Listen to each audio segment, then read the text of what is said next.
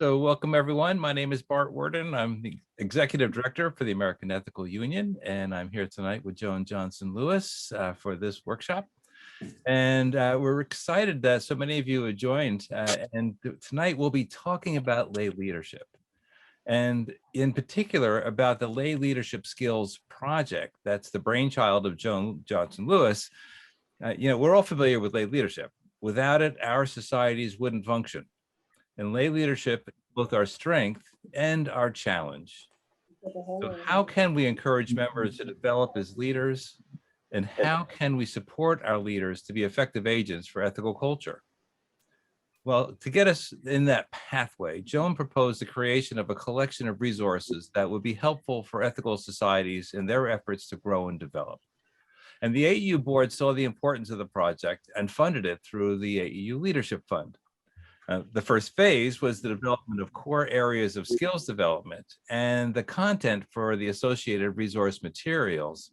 And this was well underway when the pandemic hit and pressed us to put energy into building supports for virtual meetings and consultations. And I do believe many of the people on this call have attended at least one or more of our Zoom salons and other efforts to try to help people adjust to the virtual world of Zoom. But now things are starting to relax a little bit, at least we certainly hope so. And we're hoping that at least some of the restrictions on our activities will be lifting pretty soon, if not already. So the time's right for us to really put some time and energy into figuring out how we're going to build our capacity to organize, develop strong programs, and build collaborations to help us thrive individually and collectively. And to help us do that, the Lay Leadership Skills Project has training modules that have a lot of useful information. And what's really important is this information can be accessed in various ways. So different modules will have different kinds of ways that you can get to work with it, right? So there are some that you can really just do as a self-study, but there's others that probably are best to actually have a live facilitator working with you. But there's a whole range of things, right? So you can have an in-person presentation, you can have an online presentation that's live, you could have an online presentation that's recorded, you could have a self-managed course, or maybe you just want to see the resources, get your hands on the text. All of these things are possible. And we'll be relying on the AEU office to help schedule and make other arrangements. And so we have forms set up so that people can make requests. And we'll be actively recruiting people, by the way, who will be trained as people who can do these workshops and people who can facilitate the workshops as well. By the way, if you are one of those people that would like to be a trainer or a workshop person, facilitation person, please let me know. I'd really like to know. Anyway, we have a lot of ground to cover, and so I'm going to turn things over to Joan, who is going to be covering a lot of this material. So Joan? Okay. So, I'm getting an echo. You're duplicated. Oh, I know. Okay, now that's fixed. Okay.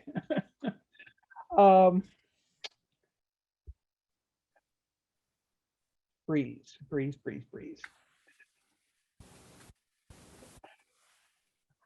So my name is Joan Johnson Lewis, pronouns she, her, hers, of the Riverdale Yonkers Society for Ethical Culture. The society where I live and I'm talking to you from is in the place where I live, and where the society is and where I'm talking to you from is on the unceded and traditional lands of the Munsee, Lenape, and Wappinger people. And we want to begin with an exercise here so that you get to thinking about lay leadership. So while our host is setting up, but not sending you to breakout rooms, I'm going to explain what we're going to do. So what is lay leadership in ethical culture most like? Think of a word or a phrase that comes to mind. A lot of people come up with herding cats, although the trick there is a can opener does a really good job of that. Some might say being a lay leader is like being a master sergeant. Or you might have heard the quote, "There go my people. I must find out where they are going so I can lead them." Sometimes we're so used to swimming against the tide that some people's lay leadership can look like being an obstructionist to others. And there may be other analogies that you think of. So what's an analogy for lay leadership that speaks to you, and why does that fit? So I'd love to hear from 4 or 5 of you some examples of what you heard or said. Just share the analogy itself, not the explanation or whose it was. So if you just want to unmute yourself, raise your hand and I'll call on you and you can unmute yourself. What are some of the analogies for lay leadership that came up? And Stan had Alice? his hand up. At the very last minute, after I thought I had no idea even what you wanted, I thought of an ant in an anthill working with all the other ants. Okay. Jan? I think we, through a combination, came up with an encouraging cheerleader. Okay. Nice. Okay. And Stan Horowitz has his hand up too. He had it first. Yep, Stan. Social worker. Uh-huh. Okay, the alls. I'm an orchestra conductor. Uh-huh. Joni?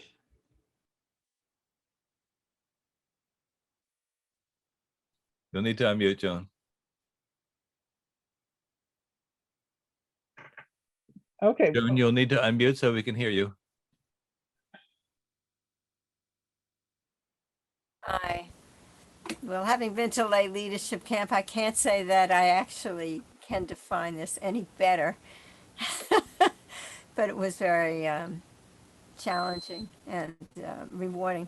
I think of it as being on a seesaw. Somehow I'm like in the middle and working the one side. Okay. Trying to coordinate people and balance activity. Okay. And let's see, Fred? A juggler keeping all the balls in the air without letting them drop. Okay, and Diane? And we'll take Diane and the Fishmans. I had a whole different mindset on this term, and for me, it's the key issue is that it is a voluntary role. Okay, and the Fishmans, and then we'll move on. A listener. And I found Okay. it challenging to be one, but it's definitely necessary. Okay, so that tells us a little bit about what the experience of lay leadership is like. I want to move on and talk about the modules, and hopefully they will address some of those kinds of needs that are underlying those analogies. The modules that I developed are rooted in both sound tested leadership models, research and theories, and in the values of the ethical movement. So I really wanted to make sure that these were all rooted in who we are. And by the way, this slide is borrowed from the group dynamics module. So what are the ethical culture values that are behind these modules? Here are some of the ideas that have been with us from the beginning of the ethical movement. And one is that ethical societies are embodiments of our values.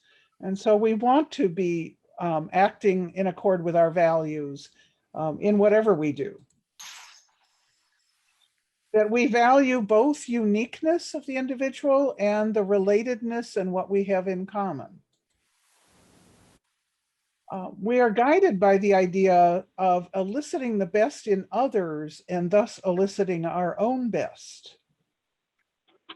And from earliest times in ethical culture, some of our thinkers have talked about that all groups have two purposes, and that one is the explicit or outward or material goal, like a finance committee has a goal of coming up with a budget, and an implicit purpose, which is even a finance committee ideally will be a place where we have the ethical development of those who are on that committee. So I'm going to talk a bit about what is leadership, because that underlies the modules, and particularly leadership as it applies to ethical societies. So I want to begin with a quotation from someone who's not in the movement, although I think this quotation really speaks to me about what we are aspiring to. It comes from a Yonkers-born writer on organizations, Margaret J. Wheatley, in her 2017 book, Who Do We Choose to Be? Facing Reality, Claiming Leadership, and Restoring Sanity, which I recommend to anyone in a leadership role in our movement. Would there be somebody who'd be willing to read this? Just raise your hand and, I'll read okay, it. go ahead, Stan. Hi, what is leadership? I know it is possible for leaders to use their power and influence, their insight and compassion to lead people back to an understanding of who we are as human beings, to create the conditions for our basic qualities of generosity, contribution, community, and love to be evoked no matter what. I know it is possible to experience grace and joy in the midst of tragedy and loss. I know it's possible to create islands of sanity in the midst of wildly disruptive seas. Thank you, Stan. So I want to unpack that a bit. So what are we leading to in ethical culture? So this is one person's way of thinking about it, partly to lead people back to an understanding of who we are as human beings, partly to help create conditions where our basic human qualities can be evoked. Certainly, it's the recognition, as many of our ethical societies have, that we can experience goodness and joy in the midst of tragedy and loss. And for many of us, our ethical societies become islands of sanity in the midst of wildly disruptive seas in this world that we're living in today. And how do we lead? Well, Margaret Wheatley's answer is we use our power and influence, our insight and compassion. So lay leadership training in one sense is all about how do we use that power and influence and insight and compassion to accomplish the vision of what we want as ethical societies. Since we mentioned power, I want to share one of my favorite quotes about power and leadership. That leadership is not defined by the exercise of power, but by the capacity to increase the sense of power among those led. So as ethical culture, lay and professional leaders, part of our goal is to create leadership. Mary Parker Follett, by the way, got her ideas about leadership from her work in the ethical culture movement. And one of the influences on her work was, not surprisingly, Felix Adler. Leaders use power and influence to increase power and influence in the community. And what is the work of leadership? Another definition that I find useful to begin with.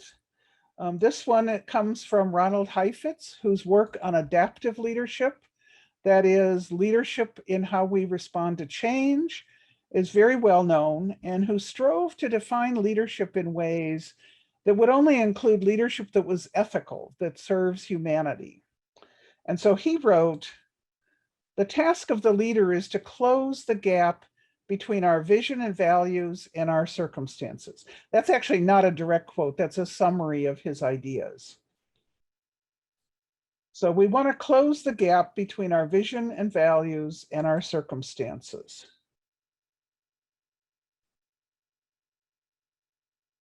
And how does the leader do that? For him, it's leaders marshal energy, resources, and ingenuity to change circumstances. And sometimes leaders help communities clarify their vision and values so that they fit the circumstances that we need to respond to. So what is leadership? You could look at it as a whole lot of different activities, but I think underneath it all, leadership is not about just the bunch of activities we do, and it's also not about the talents and skills that some people are born with and some aren't. That leadership is about many different kinds of action. And these modules are based on the idea that skills and abilities to do those actions can be learned with commitment and practice, and everyone can always improve. So what is lay leadership? Just real quickly, in our movement, we capitalize the word leader to talk about our ethical leaders, people who have taken up leadership in ethical societies as a profession, who are trained and certified, that they have the skills, abilities, and education. Lay leaders are volunteers. They are decision makers as members, and as volunteers, they do many of the tasks of leadership in our ethical societies. And why the title lay leaders? It's a parallel to many other professions. For instance, in medical care, there are professionals who take care of you, but layperson can also contribute to health and well-being and care. The main difference is in training and in boundaries. In thriving ethical societies, lay leaders come from and serve the members, the society and its purposes. And the members select lay leaders who they hope will serve well. Where there are professional leaders, they also work as partners with lay leadership as they serve the society as a community and its members. And from the members come the decisions and energy and participation. Professional leaders in the ethical movement also serve the larger whole, the whole movement. And the lay leadership modules are ways to increase the skills and education primarily of volunteer leaders. Professional leaders get a lot of this in their training, but there's no reason that they can't benefit from some of these modules as well. So another way to look at what ethical movement leadership serves. Lay and professional leaders are serving people first and foremost. People are the core of an ethical society. Sometimes we think of it as ideas, but essentially it's people. Leadership also creates and supports programs that meet the needs of those people. And all that support and service are organized by governance. That is, committees, boards, bylaws, procedures, budgets, and all the rest that is lumped into that idea of governance. So I'll stop there and say that what you've just heard about leadership, that's a taste of part of the content of actually two different ones of the modules. You as a lay leader, and the last slide that's up now is from the 10 systems module. So let's look at the modules that were developed as part of this project. There was actually another one that was developed quickly in March of 2020 to introduce the use of Zoom for an alternative to in-person meetings, but that one's kind of obsolete at this point.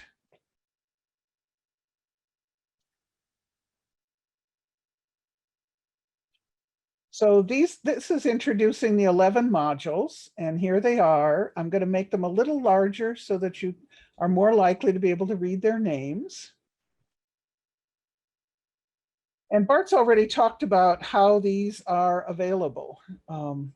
As creator of the materials here for either an instructor or a student to use, virtually or in person, or in some cases self-study, I want to introduce you to what each one is about. And it's just a very small slice of the surface.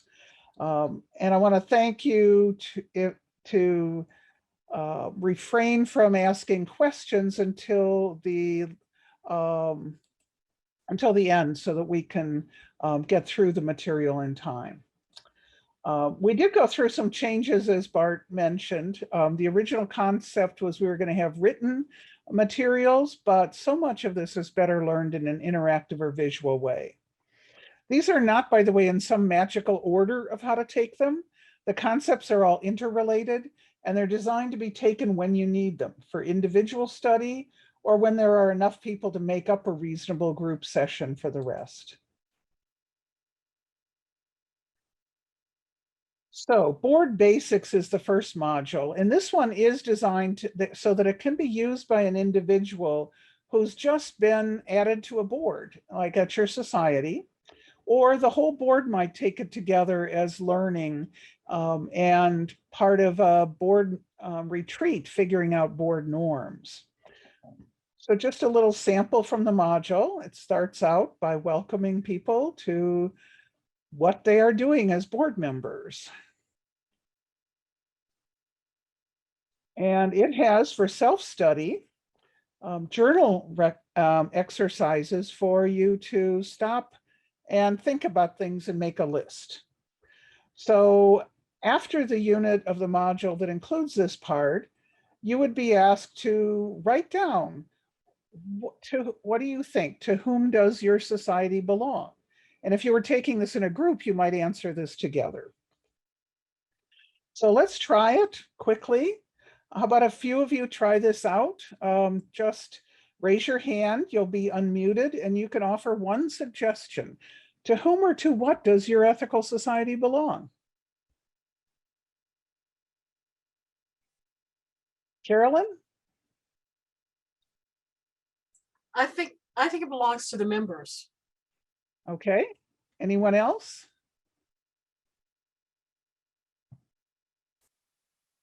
And there's no one right answer. And there's no one right answer. There's different ways people think about it. Dorothy? To some extent, it belongs to the larger community. Okay. Joan?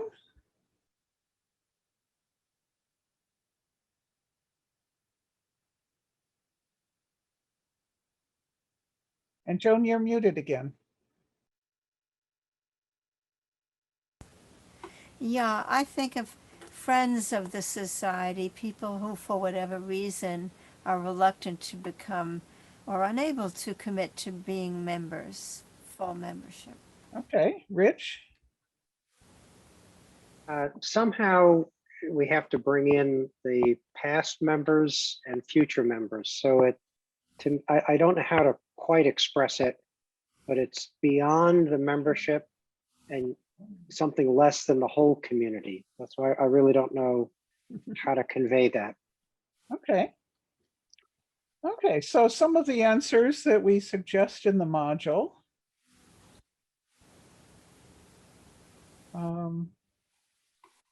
The members, their children, the community of ethical societies, the community where it's located, a tradition, a future, and there may be other ways that people think about to whom does this society belong? Because as a board member, your job is to take care of something that doesn't belong to you, which is the definition of stewardship. So that's part of that module. And just a little bit of it, the board basics module includes more about what a board does and what makes for an effective board member. So the next module I'm going to talk about is decision-making in ethical societies. An important part of lay leadership is guiding the group, society, or board through decision-making. So how many people do you want to include when you're making a decision? And what guides that choice? This module looks at different ways decisions can get made and why and how you might use each of them. Decisions can be made, for instance, with a low or high concern of whether you accomplish the task well, or a low to high concern about how people feel about how you're working together. When would you use each one of these different kinds of decision-making? And what kind of ethical society do you end up with if its lay leadership primarily uses, for instance, command decision-making, or accommodation, or collaboration? or avoid or compromise. So that's part of what that module includes. And it also talks about the actual methodologies of decision-making, how they work, how if you're a chair, you might manage the process, and how you pick as a board or a board leader or on any committee, what decision-making process you want. Command style, for instance, that we just talked about, usually leads to unilateral decisions where few people are involved in the decision. But sometimes unilateral decisions are a good thing. If I would spot a fire in the kitchen at the Ethical Society, I might immediately go out and say, everyone needs to leave in an orderly manner right now. It's not a time to build consensus. And other methods commonly used are introduced here. When would you use majority decision versus consensus? What are some of the downsides of consensus? What actually is consent and when is it not useful? How does the AU version of consensus work? The method that we use, for example, at the assembly. And how would you as a lay leader help decide what's appropriate for a given situation? So that's a sample of that module. The next one is basic group dynamics. Those of you who've been to summer school know some of what's in here. Group dynamics covers quite a few of the concepts to understand how groups work, and therefore to understand how you might have to change your leadership approach in different phases of a group life. And it also talks about how we can avoid some common mistakes in working in groups. And by group here, I just mean anytime people come together over time to achieve a common purpose together. For instance, there are predictable life cycles in effective groups. Every group has both the work to do, that is, what the group is trying to achieve, the task, and how it goes about that task.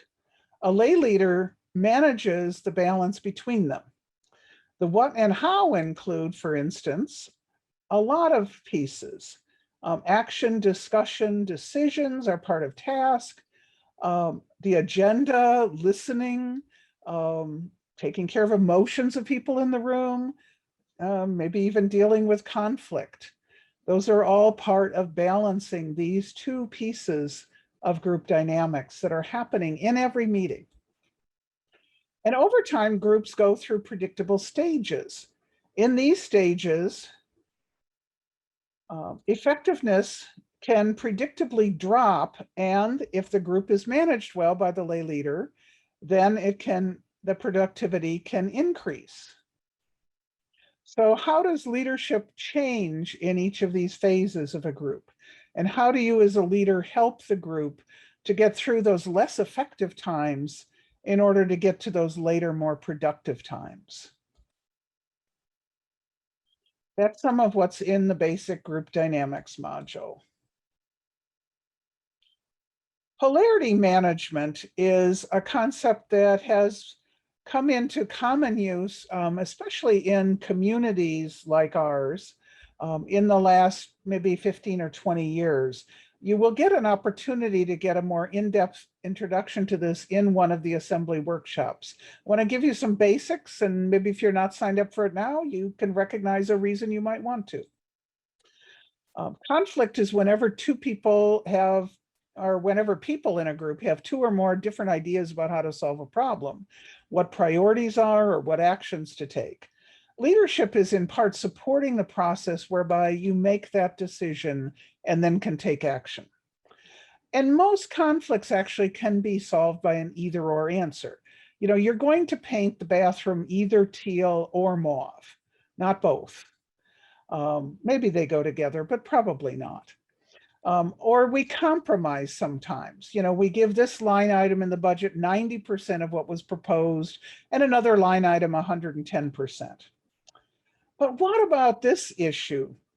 Should the society pick chorus members based on talent or interest? You know, what do you do about Jordan, who can't carry a tune, but who wants their turn to be fair as the soprano soloist? Quality and inclusivity are both values we want in our society, and sometimes those are in really serious tension. That's what we call a polarity. You don't choose between them, you manage a balance between them. So a few typical polarities that come up in ethical societies, and there are more of these in the workshop on the topic. Stability and change. You need them both and they're clearly in tension. In small groups, you always have that tension between, are we working on the task or are we taking care of process?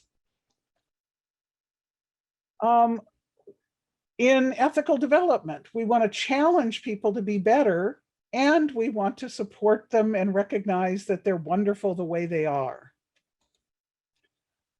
Excellence and participation, that's like the chorus problem. How do you decide how much of each you want and how to get as much of each as you can?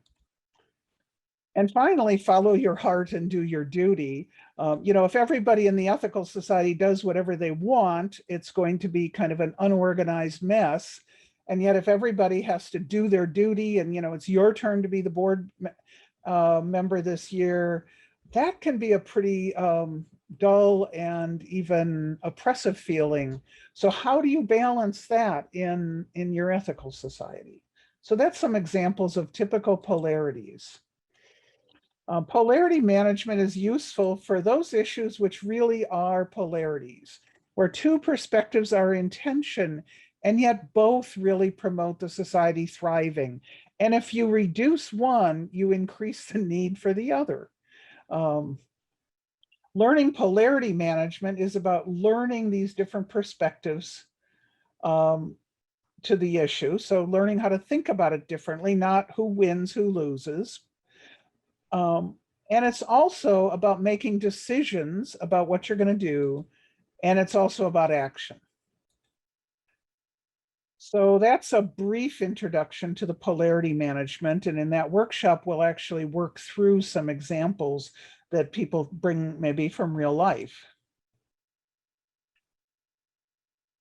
The membership journey. Now, this is another module that is going to be a workshop at the assembly. It's designed to help you as a lay leader or your membership committee as a group of lay leaders or your board or whatever size works in your society to develop a plan to bring in new members and better serve the members who are there. It provides some tools for how to plan and also to organize your research and implementation. Think about your society for a minute in terms of subgroups. A subgroup is people with similar needs to some other people and dissimilar to others. For instance, at Riverdale, about a third of our members are parents of children under 10. And about a third of our members are people who are over about 60 years old who live alone. They have very different needs in what they need out of the society. So this module is about who do you have already in your society? And then who do you want in the future? What subgroups do you want in your ethical society? And some of that may be adding more people from one of the subgroups you have. Maybe we want more than a third of our members to be parents of young children, percentage-wise. And maybe it means looking around and saying, oh, there's this whole subgroup we don't even attract, or we only have one or two people. So what do we do about that? And it gets us to think about what are their needs, what do they want, how do they act? And then look at what people need at the different stages of their membership journey from each of these subgroups. And this is a simplified version of what that journey looks like. So that's just a little bit of a taste of that workshop. It should give your society or your membership committee some tools to focus on either growing some current subgroups or attracting people from subgroups who aren't represented well right now. Okay, then there's a module on what do we really know about membership growth. Membership growth, by the way, can be more than numbers. It can be about growing in the maturity of the society and giving a depth of experience. But if you don't at least replace the members who leave, and we are not immortal, your society will not survive long term. So what do we know about membership growth? Where do you get your ideas about membership growth? I think that's worth thinking about for a moment. Often it's just what seems logical, or what attracted me, what brought me, or what had brought that set of people 10 years ago. This module is going to look at research that's based on wide experience, including beyond our movement. What helps membership grow and what stifles membership growth? People are pretty predictable. No matter what the beliefs of their congregations are, people tend to act pretty much the same in terms of whether they join or not. If we are picking from one of several congregations, for instance, that are pretty much aligned with our values, why would we pick one or the other? And I think we all know people who have joined an ethical society because it meets their needs, but something's happening at the society where they leave and they're not getting their needs met anymore. So I want to give you an example from the module. Research in a variety of denominations looked first, and this is a rough summary of it, the orientation of the congregation, or the focus. It doesn't mean that's all they did. All the successful congregations did some of each of these three things. But what did it focus most on? Was it focused most on taking care of its own members? Was it focused mostly on trying to get new people and increasing its size? Or was it most focused on how it has an impact on the world? That is social service work, social justice work. And then these researchers looked at some key factors in the congregation. How satisfied were the members? Were they growing in numbers? How financially healthy was each? Which focus of these orientations resulted in which success factors, do you think? So we're actually going to put up a poll and let you say what you think.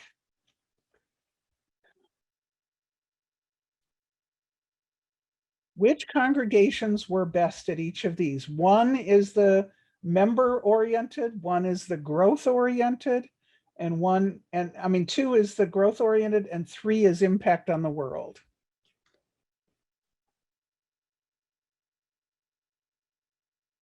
And it's anonymous. Nobody's going to be reporting back anywhere what you said. And I think Anna has to initiate it. No, it's up there, I think. What is? Oh, okay. It's not on mine. Oh, I see it now. Thanks. Yeah, you might have to dig around on your computer for the window if you're not seeing it. Okay, we got 5 of you have voted, 7.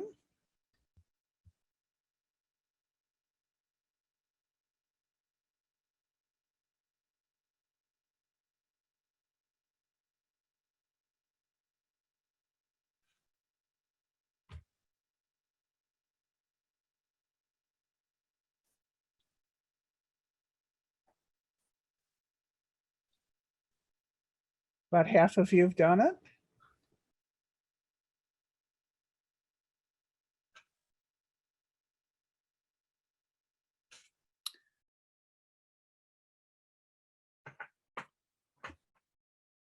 I'm not able to submit.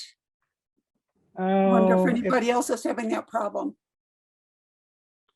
You have to scroll all the way down. There's more questions than you can see on the screen. Thanks. Oh, there's more. yeah, there's 3 questions. Oh, Okay, we got 2/3 done. Let's take a few more seconds, and some of you may not be on there, but it'll still give us a pretty good picture. Can I get it back up? I don't know where it is on your screen. If you've already submitted it, I don't think you can. What I did is I hit close. I didn't see Oh a dear. submit button. I So- don't know how to do that then. Okay. Well, I'm number This, 3. this is not a scientific study, so Okay, and we're not John. paying people for doing it. So, okay, Okay. so about 75% of you managed it, and we're going to end the polling and look at what people thought and share the results. So you should be able to see now what the results were. And I will tell you what the research answer was. The congregations that were best at member satisfaction were congregations with focus 3, impact on the world. And the congregations that were best at growth in numbers were those with focus number 3, impact on the world. And those that had the best financial health were those that had the focus on number 3, the impact on the world. This is one of the reasons it's really helpful to look at research, because it's not always what we think the results would be. And you'll see a lot of us just had no idea, or made guesses off of our intuition, which don't turn out to be accurate. Okay, let me put the polling away. So that's part of the module too, and it explains more about that in the module. The module also includes some other research-based material that may have either surprising conclusions or some that may make intuitive sense.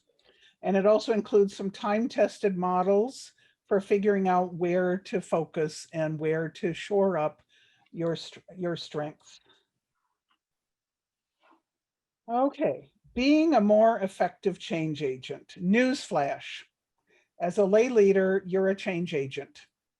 Leading by definition is an act of guiding from one condition that's now to another condition in the future. We hope getting better or doing something different. So being effective as a change agent is crucial. Here's the classic situation. Everyone wants that new, better model of an ethical society.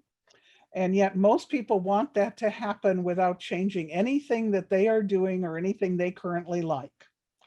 So one job of a lay leader you can think of is to get hands up in that second panel. Leadership is about change. Communities have strengths and weaknesses. Communities face opportunities and threats. And so leaders have to marshal both people and resources to take advantage of those strengths and opportunities and to overcome weaknesses and threats. Being an effective change agent makes it more likely that'll happen. And how do leaders foster change? The module includes some models for how to implement change successfully, so you're less likely to miss a crucial early step. I wonder if you could just raise your hand in the window if you've ever tried to make some change in your ethical society that didn't happen. Did you ever try and make some change in your ethical society that people didn't like? Okay, so that's what this module is designed to help with, how to implement change successfully. It also includes one model for what to do when you've tried to make a certain change over and over and it hasn't happened. For example, the classic case I hear all over the movement is we've tried to become more diverse. So what might be getting in your way and how can you think that through?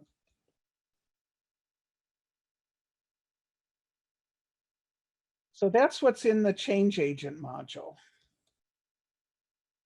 And that one might be if you're planning a big change in your society, that might be one to take together as a team. So working with volunteers as a lay leader, it means almost by definition that you can't do it alone, or you're not really leading anyone, you're just doing. So what do we really know about working with volunteers? Some of the material from widespread research is common sense.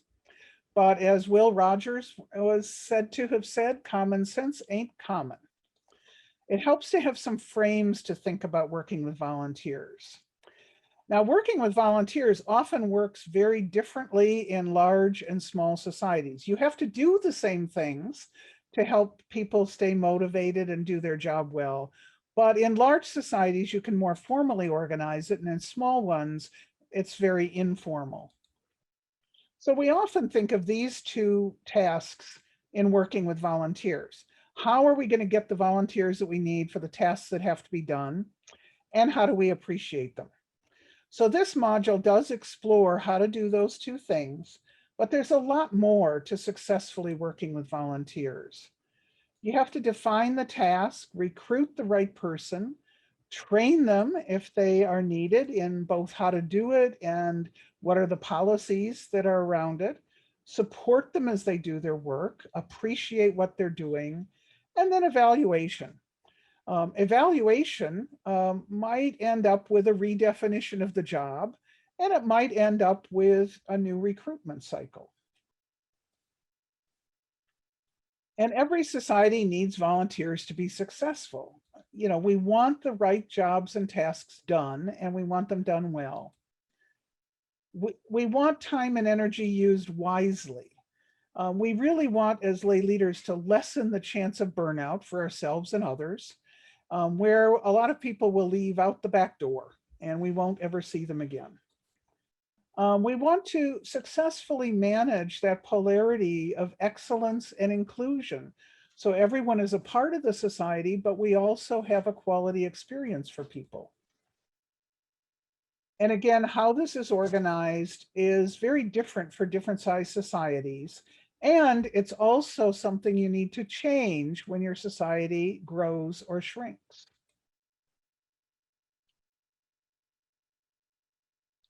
So especially because most of the time, members and volunteers in our ethical societies overlap, working with volunteers is a key task for lay leaders.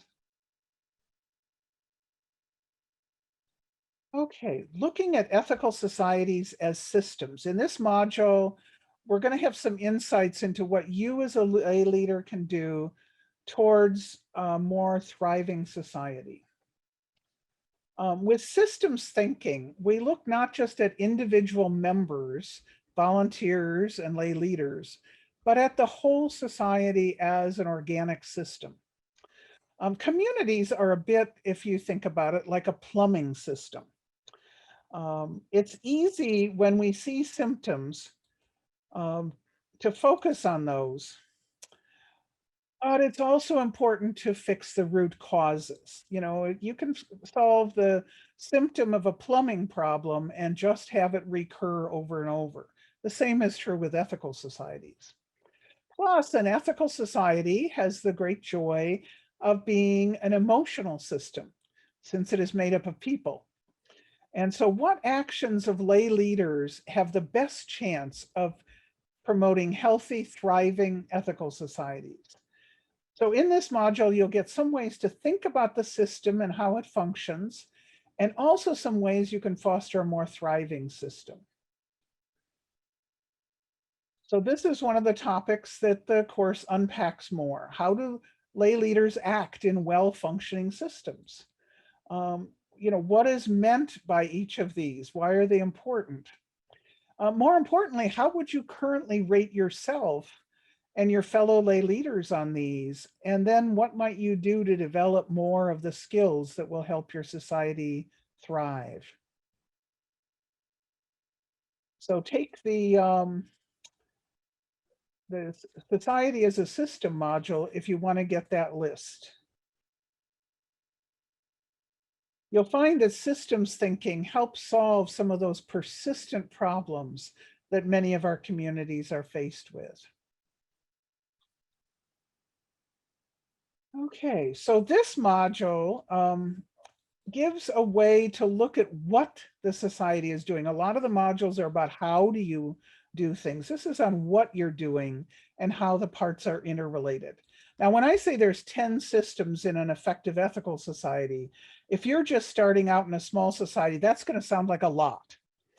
And if you're in one of the big societies and have a gazillion separate committees and task forces and all, 10 systems is going to sound like too small. But the reality is that almost all of our thriving ethical societies have some consistent parts that work. This module will give you and other lay leaders a way to look at what you're doing, how you're organized, and maybe even streamline to save time and energy, or for the smaller societies to plan for future expansion. How your society organizes the 10 parts and whether you have all of them depends on the society size, the growth cycle, and some choices the society makes. You know, we tend to think that people go to an ethical society or whatever community they go to because of the values or beliefs, and maybe the music.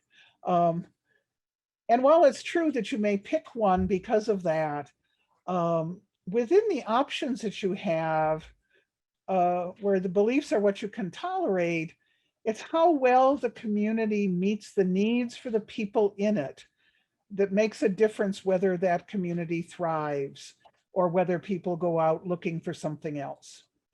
So people systems include such things as how do we inspire people? How do we include them? How do we care for them? The module introduces 5 distinct ways to think about how we relate to our members and prospective members. And in order to meet those people needs, a society needs programs, usually beginning with the weekly platform meeting. Typical programs that meet people needs can be summarized by 4 types of programming, and how they're implemented depends on the size and volunteer capacity of the group. And then finally, you need governance, which is a system all of its own. How the society organizes and maintains the programs that serve the people. Now, I know when you've been a lay leader, and especially if it's been a lot more work than people to do it, sometimes we start thinking that the society is the governance. And I think it's very useful to remember that first it's the people, and then next it's the programs, and that governance is there to make those happen. So the module will give you a handle more on what you're doing and how to think about it. It's a useful structure to be able to look at the big picture and the major parts of it, and for many lay leaders to see how their part of the society work fits into the big picture. And then last but not least, a module on how you can develop yourself as a lay leader to become more competent and effective. Leadership, I start from the premise that leadership can be learned and improved.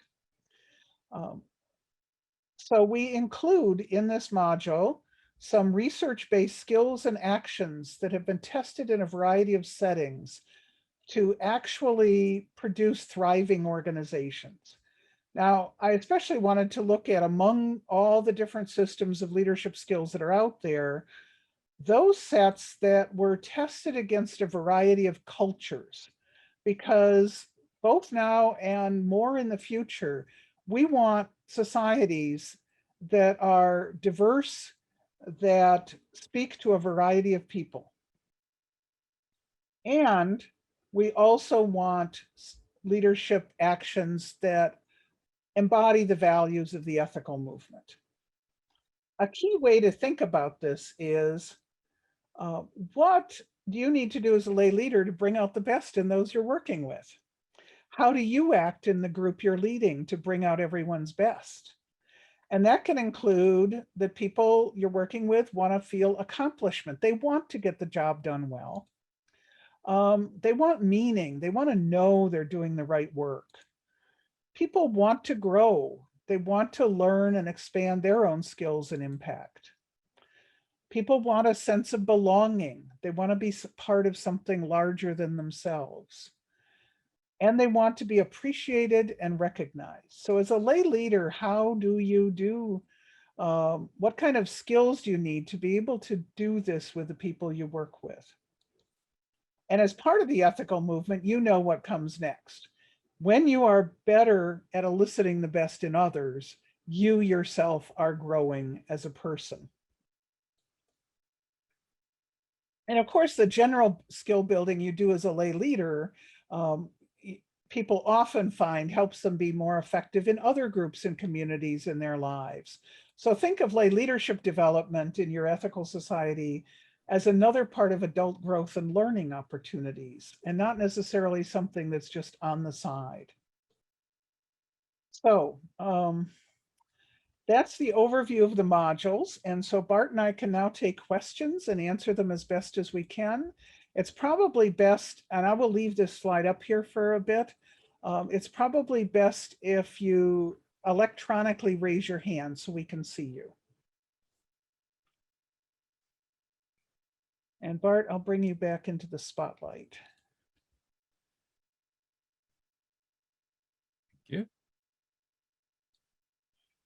So questions? From Nick Sanders. Yeah, you talk about these as modules, and maybe I missed something, but are they actually physical things that we can get from the AEU? Is that what's happening here? Or are they programs that we sign up for and then experience in some way through some other person delivering it, or what? Want me to take that, Yes. Joan? Yeah, yes, and Bart will answer that.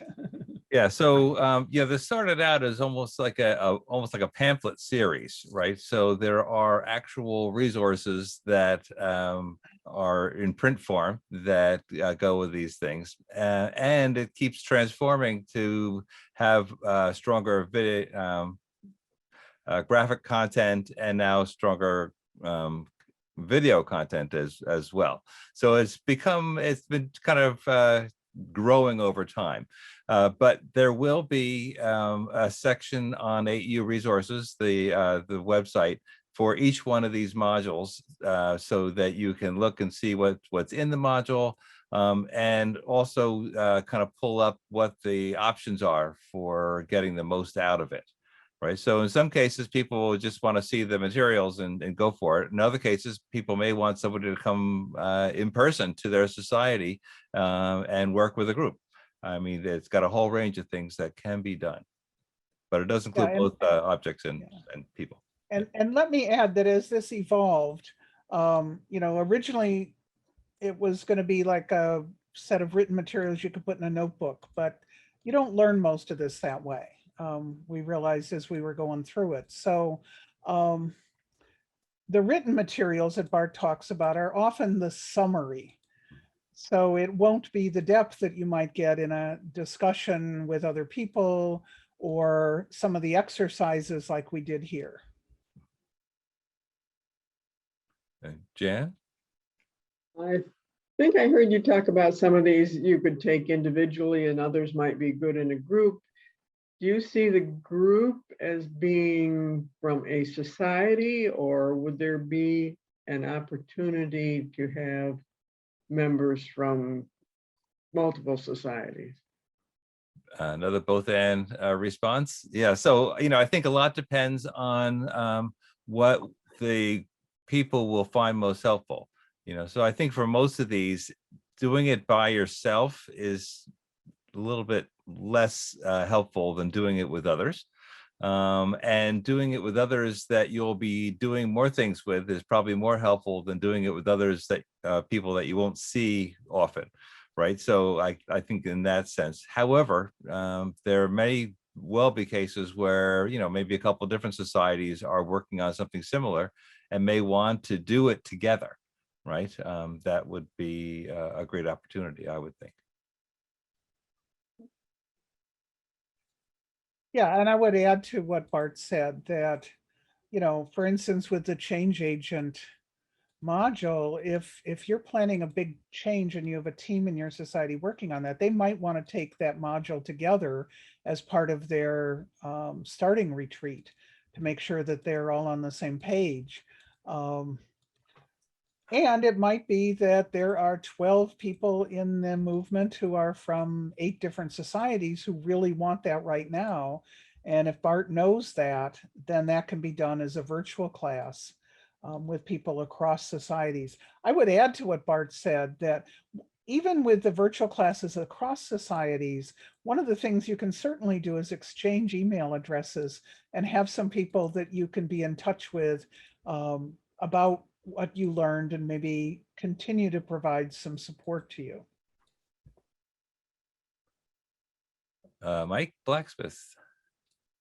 Maybe a dumb question, but I just checked the AEU website under resources and I don't see the modules. Are they coming soon or am I doing something wrong? The website that these will go on is AEU Resources, which is an intranet site. So it's not the public website.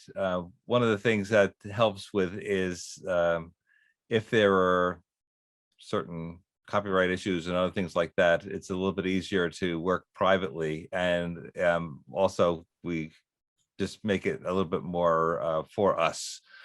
So there is a separate site, it's AEU Resources.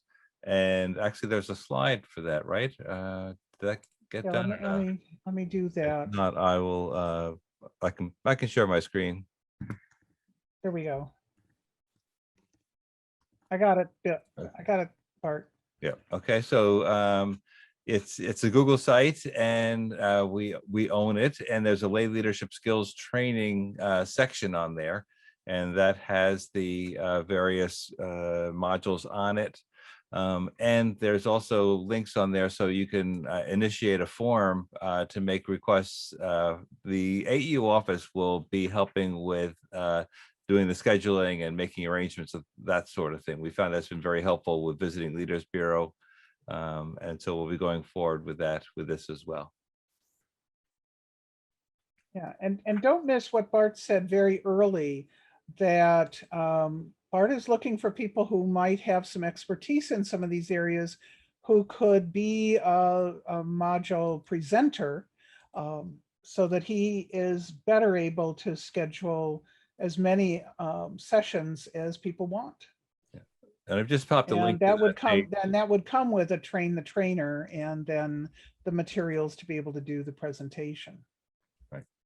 I just popped the link to the that page in the website in the chat, in case people want to take a look. And right now it's a little bit more cosmetic than it is deep. So the board basics actually is set up as a Google Classroom option right now. The other ones are, you'll just get a form saying, you know, how would you like this done? We're still building. Yeah, and if I can add a little bit to Bart, you said copyright issues. There are pieces of these programs where we have permission to use something within the ethical movement. And that's why it's not on the general website, where somebody who has no idea what ethical culture is and maybe wants to use the program for their synagogue, they aren't going to be able to find it. I'm thinking that some of these things are going to show up again as part of the summer assembly program that you're having. Is that correct? Or so there are two more, two of the workshops that Joan talked about are workshops that are coming up next week and week after that. Yes. I thought I was recognizing some of them. Yeah, this conflict is management, one in particular.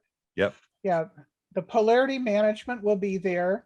And that's also one that's useful. You might go think this might apply to an issue in my society, and then you might want to request it as a program for, you know, the decision-making group in your society. And the other one is the membership journey, how to plan out who you want to be the next members of your society and how you might reach them. Paula. So I really like this program. How do we financially fund it and support it and make it happen? Right. So the AEU board actually funded the production end of it. And Joan worked tirelessly for a long while to get a lot of these materials together.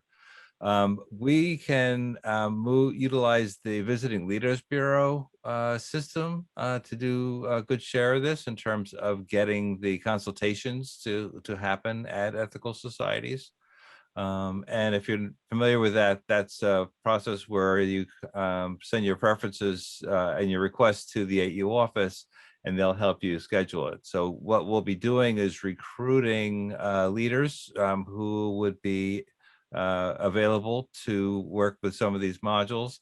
We'll also be recruiting people who are not professional leaders, but we'll plan to use the same vehicle basically for getting people out to you. So.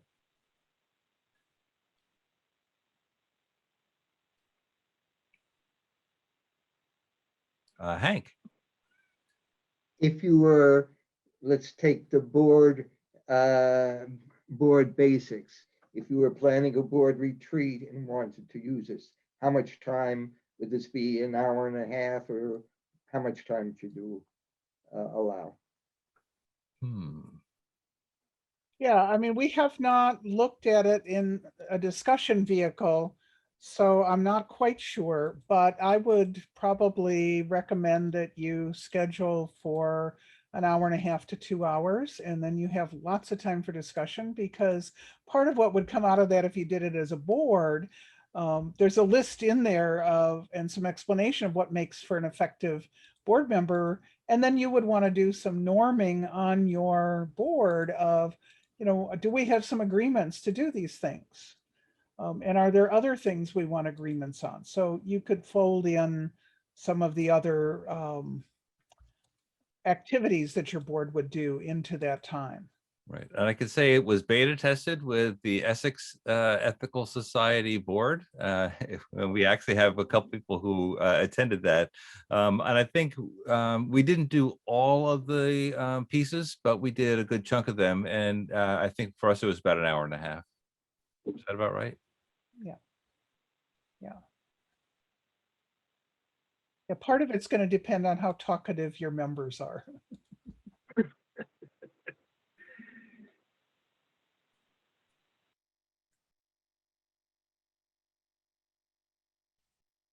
All right. Seeing no further questions, I think we may have gotten 10 minutes returned to us to do whatever we. Well, I was actually going to suggest, Bart, that since questions are kind of depleted, that if anyone wants to share some of how you think your society might use the material, that might be useful for others to hear too. Yeah, certainly helpful for us.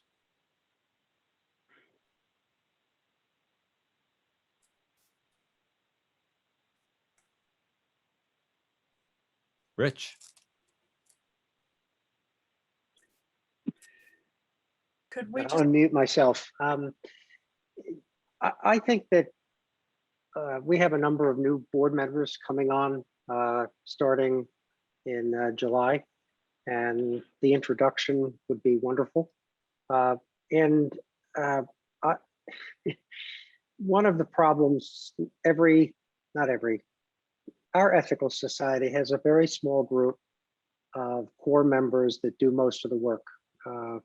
I would say that most ethical societies, if not an 80-10, a 90, an 80-20, maybe a 90-10, where 90% of the work is done by 10% of the participants or leaders. So one of the things that I would like to do is actually review all of the modules and choose a few of them to then encourage our group to get involved with. And one of the axioms is the more people are involved, the more they want to get involved. And we see that, of course, we take somebody who has had fairly minimal involvement with the ethical society and you put them on the board, and all of a sudden they become more involved and they become more interested, active, more communicative, and it just helps the society. So we, like many other societies, are looking for things. I was delighted to hear that number 3, the impact on society was the key issue for each of those issues, of etc. And we struggle with the issue of how do we make a better impact on society so that we can A, make a better impact on society, and then B, because of that, reap the other rewards of growth, et cetera. So anyway, back to the leadership of these modules. If I can find the time, I want to look at them and try to advocate. And Mike?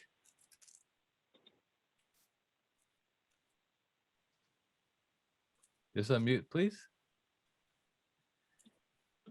So I'm excited to use some of these modules. I'm about to become the president, the board president for the Philadelphia Ethical Society. I'm a little anxious about that.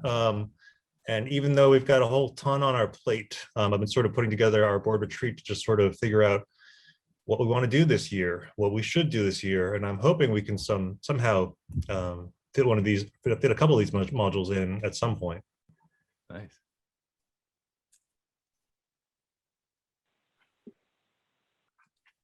And lots more participation. Indeed. Yeah, this was a lot of survey today. All right, folks. Well, wonderful to see everyone. Thank you. And we will hopefully see you at the next time around.